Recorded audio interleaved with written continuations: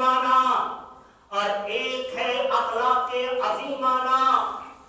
اخلاق عادلانہ یہ ہے کہ جتنا ظلم ہوا، جتنی زیادتی ہوئی، اتنا ہی بدلہ لیا جائے.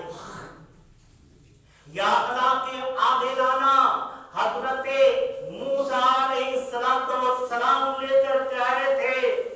وَكَتَبْنَا عَلَيْهَا فِيهَا أَنَّ النَّفْسَ بِالنَّفْسِ وَالْعَيْنَ بِالْعَيْنِ وَالْأَنْفَ بِالْأَنْفِ وَالْأُذُنَ بِالْأُذُنِ وَالسِّنَّ بِالسِّنِّ وَالْجُرُوحَ قِصَاص. قرآن نے فرمایا کہ ہم نے ان کے درمیان عدل قائم کر دیا تھا. آنکھ کے بدلے میں آنکھ، ناک کے بدلے میں ناک، کان کے بدلے میں کان.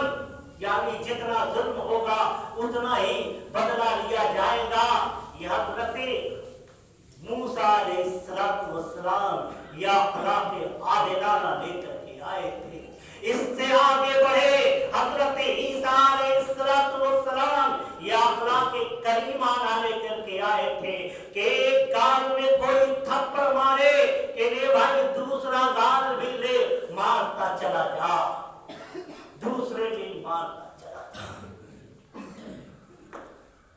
لیکن آقا صلی اللہ علیہ وسلم نہ اخلاق عادلانہ لے کر کے آئے، نہ اخلاق کریمانہ لے کر کے آئے، بلکہ اخلاق عظیمانہ لے کر کے آئے.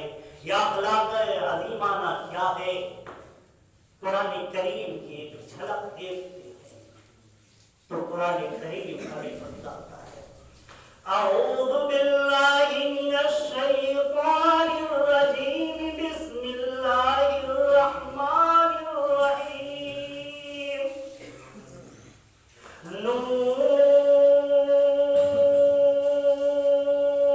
والقلم وما يسطرون، ما أنت بنعمة ربك بمجنون، وإنك لأجرا غير ممنون، وإنك لعلى خلق عظيم.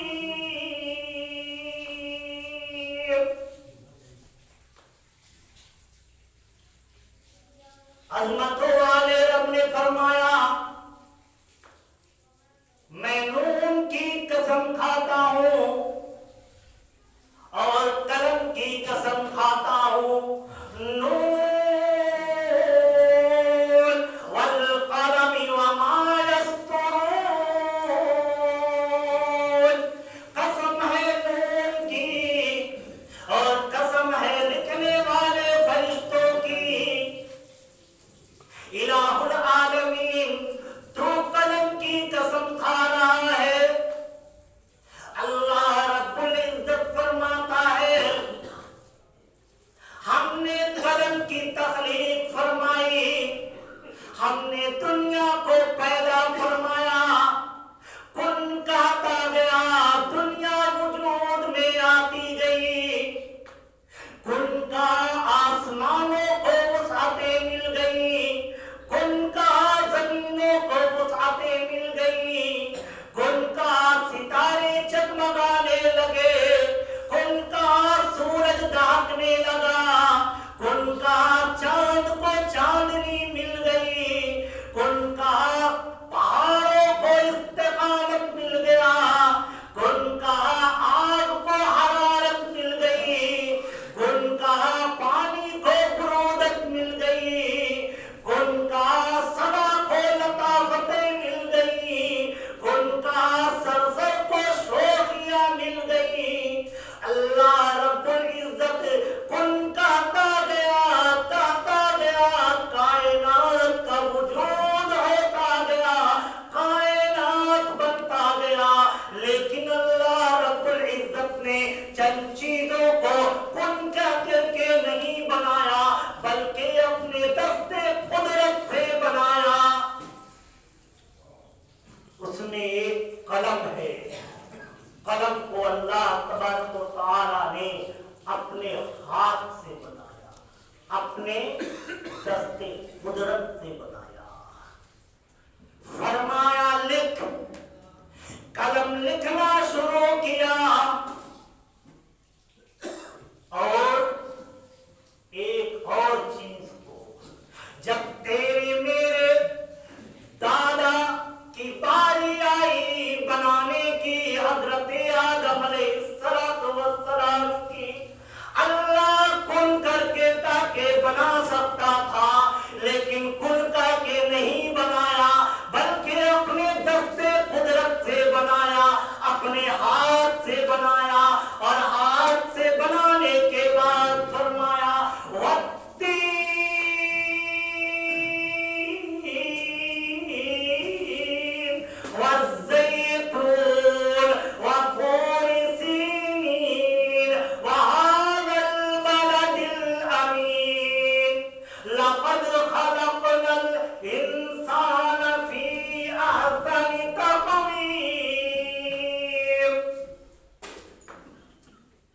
ہم نے تمہیں جو حسن دیا کائنات میں کسی کو نہیں دیا۔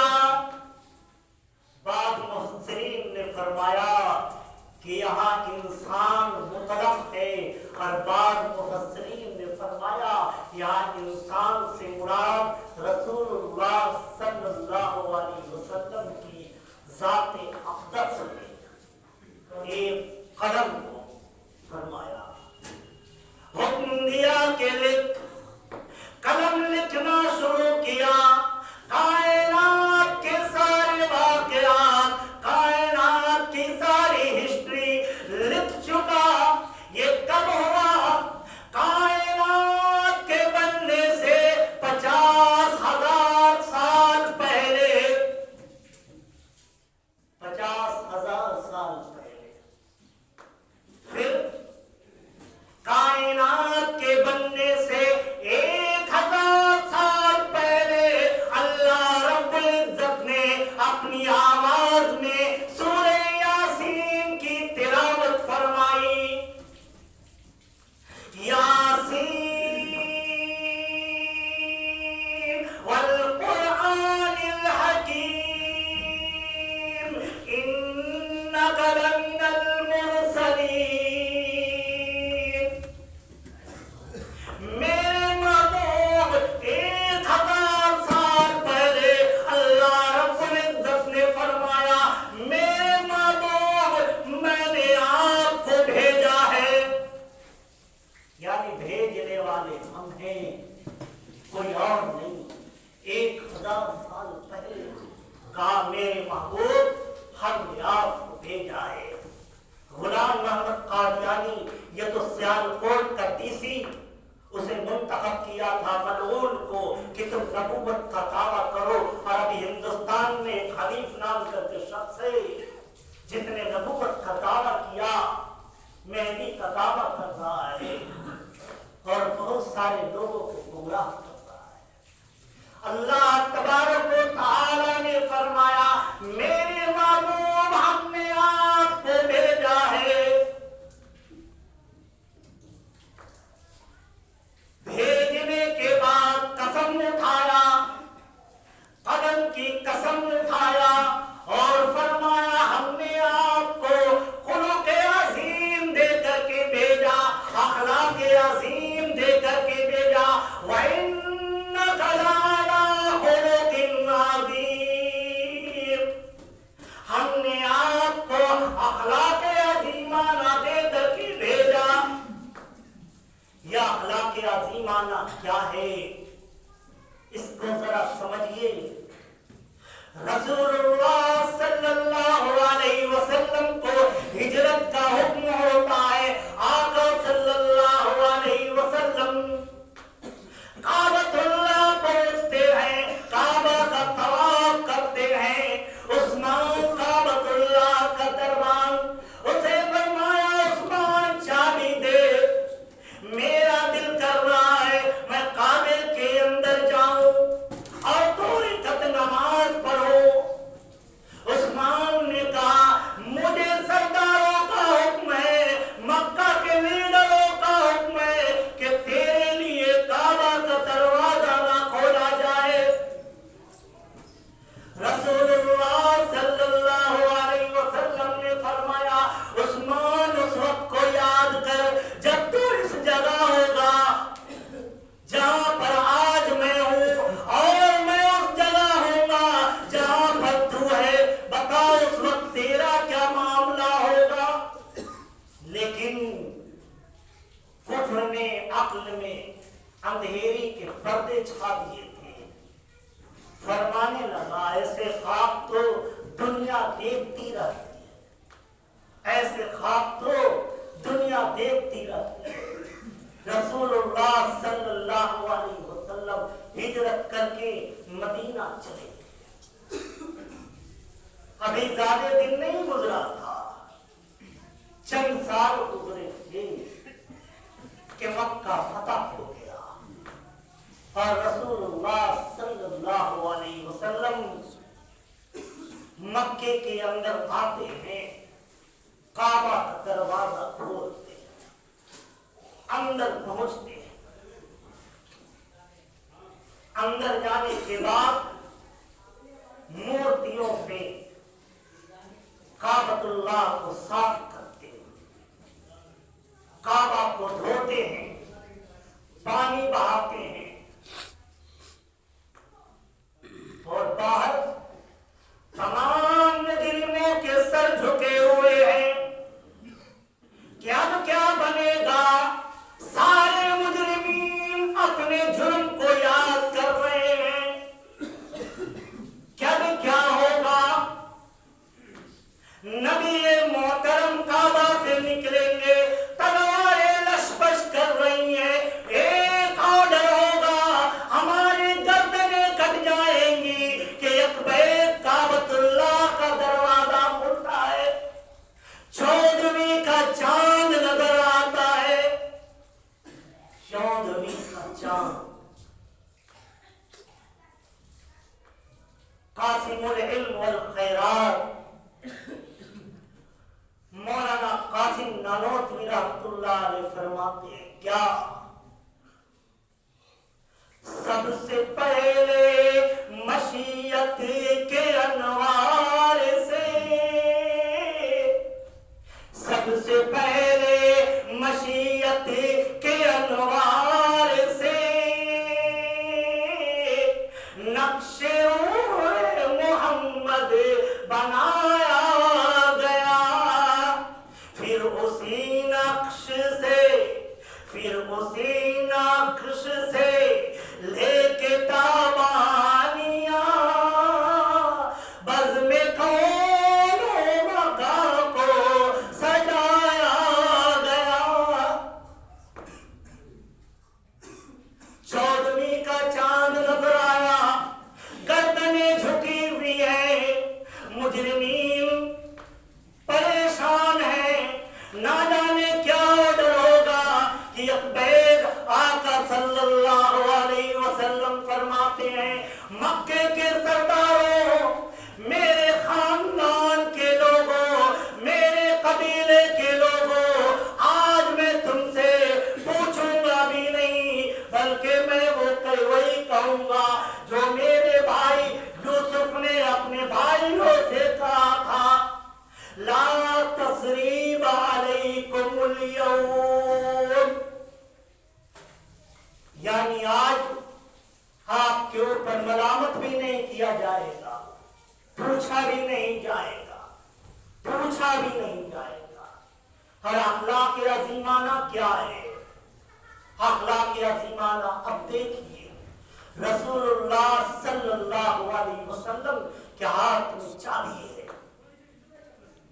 ہر صاحب یہ رسول سوچ رہے ہیں کہ کعبہ کا چابی کس کو ملے گا۔ سب کے دلوں میں خواہش موجزن ہے، صدیق اکبر، عمر فاروق، عثمان غنی، علی مرتضی، طلحہ بن زبیر، عبید بن جراح، خالد بن ولید، ہر صحابی رسول یہ سوچ رہے ہیں کیا کس کے مقدر یہ چابی بنتی ہے۔ رسول اللہ صلی اللہ علیہ وسلم عثمان کو ڈھونڈتے ہیں، عثمان کو ڈھونڈتے ہیں، جو دربان تھا عثمان جس نے چابی نہ دی تھی، یہ عثمان ابن عفان نہیں ہے، یہ عثمان ابن طلحہ ہے، عثمان ابن طلحہ ہے۔ فرمایا عثمان، گردن جھکی ہوئی ہے، فرمایا جی، کہا عثمان یاد کر وہ گھڑی، یاد کر وہ دن، میں نے کہا تھا کہ عثمان چابی دے دے، لیکن تو نے ہمارے لیے کعبہ کو نہیں کھولا، آج چابی میرے ہاتھ میں ہے، اب تو وہاں ہے۔ عثمان، آج میں تجھے صرف چابی نہیں دیتا ہوں بلکہ اعلان کرتا ہوں کہ قیامت تک یہ چابی تیرے خاندان میں رہے گی، تیرے خاندان سے کوئی نہیں لے گا، کوئی نہیں لے گا۔ حضرت عثمان رضی اللہ تعالیٰ نے فرمایا یا رسول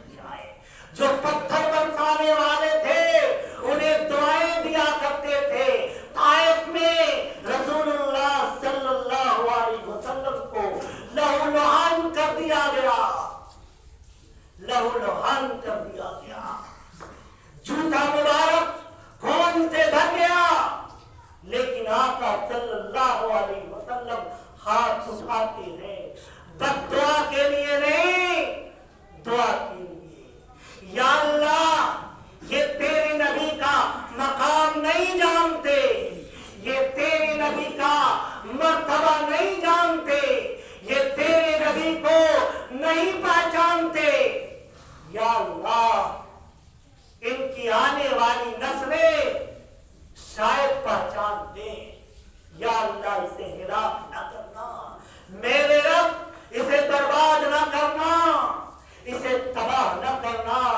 इनके आने वाली नस्लें शायद हमें पहचान जाए। ये रसूलुल्लाह सल्लल्लाहु अलैहि वसल्लम का अखलाक था। आज हमारे अखलाक कैसे हैं? घर में भाई को भाई से दुश्मनी, भाई को भाई से दुश्मनी, भाई की खिड़की हमारे तरफ क्यों खुल गई, इसके जंगले क्यों हमारे तरफ खुल गए, इसका वेंटिलेटर हमारे तरफ क्यों निकल गया। एक ही माँ के कोख में पलने वाले, एक ही माँ के गोद में खेलने वाले, एक ही बाप के कांधे में खेलने वाले, आज दो भाइयों के दरमियान में तनाव नहीं, इख्तिलाफ। ये कैसा अखलाक है हमारा, ये कैसा हमारा अखलाक है। भाई का भाई से नहीं बनता, भाई की बहनों से नहीं बनती। बहन अगर हिस्सा मांग दी, बस अब तेरा हमारे यहाँ से रिश्ता खत्म। क्यों रिश्ता खत्म? क्यों मतलब? और मांगने की क्या चीज है? आज कहा जाता है भाई ने भाई बहन को हिस्सा दे दिया। अरे दिया कहा, वो तो अपना एक भाई देने वाला नहीं, वो अपना एक भाई देने वाला नहीं। वो बहन जो ले रही है, वो अपने बाप की विरासत में ले रही है। फरमाया गया कि जितना दो बहनों का हिस्सा है, दो बहनों को जितना मिलेगा, एक भाई को मिलेगा, एक भाई को मिलेगा, यानी भाई से खास मिलेगा। आज थोड़ा सा 25 पैसा दे करके अब हमारा रिश्ता तुमसे खत्म। बहनें भी बेचारी परेशान हो जाती है कि इससे हिस्सा मत मांगो वरना हमारा घर छूट जाएगा। भाई की बहन से नहीं बनती। अरे यहां तक देखा गया कि बेटे की बाप से नहीं बनती है। अल-अयाज़ बिल्लाह, अल-अयाज़ बिल्लाह, अल-अयाज़ बिल्लाह। मैं ऐसे लोगों को भी जानता हूं, ऐसे लोगों को भी जानता हूं, और आप भी जानते होंगे। अब तो कोई वैसा माहौल नहीं रह गया कि बेटे की बात से नहीं बनती है। अल्लाह वाद, अल्लाह वाद। इस्लामी उसूल तो बतलाया था, अंत वमालु कलियाबी, तुम तुम्हारा सारा माल तुम्हारे बाप का है। ये कहां से आ गया कि ये हमने कमाया है, ये हमने मेहनत की है। इस्लामी कानून तो बताया था, अंता तू भी व मालू का, और तेरा माल भी लिया भी तेरे बाप का है। लेकिन यहाँ ये तो हम अपने से किए हैं, इसमें कहा था ये अपने कमाई से किए, अपने मेहनत से किए। छोटा भाई तो पढ़ता था, बाप की भाई से नहीं बनती, बेटे की बाप से नहीं बनती, भाई की भाई से नहीं बनती, पड़ोस का पड़ोस से नहीं बनता, पड़ोस का पड़ोस से नहीं बनता। साहबी रसूल फरमाते हैं कि रसूलुल्लाह सल्लल्लाहु अलैहि वसल्लम ने पड़ोसी का हक इतना बयान किया, इतना बयान किया, इतना बयान किया कि हमें तरद्दुद होने लगा, हमें शक होने लगा कहीं ऐसा ना हो कि विरासत का कानून लागू हो जाए, विरासत का हुक्म आ जाए कि पड़ोसी को भी विरासत में हिस्सा दो। साहबी रसूल का ये कौल है कि पड़ोसी के लिए आका सल्लल्लाहु अलैहि वसल्लम ने इतनी हदीसें, इतनी तंबीह फरमाई कि वो कहने लगे, मुझे लगने लगा कि कहीं ऐसा ना हो क्या हिस्सा देने का भी कानून आ जाए। लेकिन आज एक पड़ोसी दूसरे पड़ोसी से पनाह मांगता है, वो सब्र किए जा रहा है, ये जुल्म पे जुल्म किए जा रहा है। उनके घरों में नाली निकालना, उनके सामने कूड़ा करकट फेंकना, ये जुल्म और सितम की इंतहा हो गई। ये हमारे अखलाक हैं। जिस नबी के हम उम्मत हैं, वो तो अखलाक अजीमाना लेकर के आया था। वो अपनों को क्या, गैरों को भी माफ किया करता था, गैरों को भी दुआएं दिया करता था। और हम हैं कि अपनों के लिए, अपनों को उसका हक देने को तैयार नहीं। अपनी कुर्बानी तो बात की चीज है, अपनी कुर्बानी तो बात की चीज है, अपनों को उनका हक देने को तैयार नहीं। और फिर हम दावा करते हैं कि हम नबी से मोहब्बत करते हैं। ये कैसी मोहब्बत है भाई, ये कैसी मोहब्बत है, ये कैसी मोहब्बत है। अल्लाह तबारक व तआला रसूलुल्लाह सल्लल्लाहु अलैहि वसल्लम के बताए हुए तरीके पे हमें चलने की तौफीक इनायत फरमाए। सुन्नत पढ़ ले हमारे